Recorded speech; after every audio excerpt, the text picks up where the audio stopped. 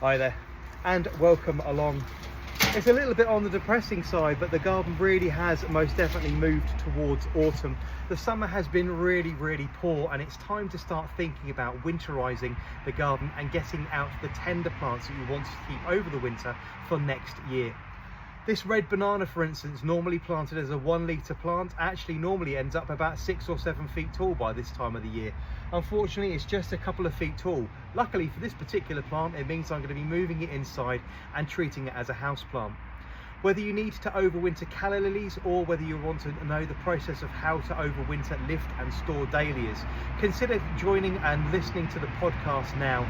Episode 3 is the one you want to head to. It will be launched in just a couple of weeks' time. And if you have, for instance, an exotic banana like this, I talk you through the process of either lifting it and moving it into the house, or maybe actually drying it out and putting it into a state of dormancy.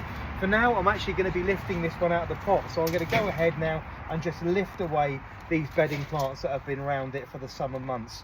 I'm then going to remove the lower leaves. This one, I say, going to be treated as a house plant and not put into dormancy over the winter. Just going to remove the untidy leaves to get those out of the way. Some of these, incidentally, are actually the juvenile leaves that it was actually planted with, so it hasn't made any size whatsoever.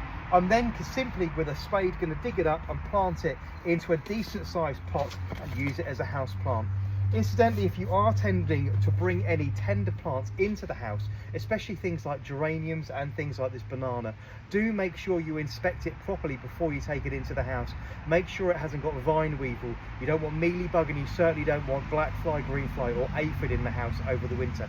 And you certainly don't want to be taking those items into the greenhouse, for instance, if you're starting the overwintering process. So do make sure you inspect any plants you're taking in and overwintering for the winter properly.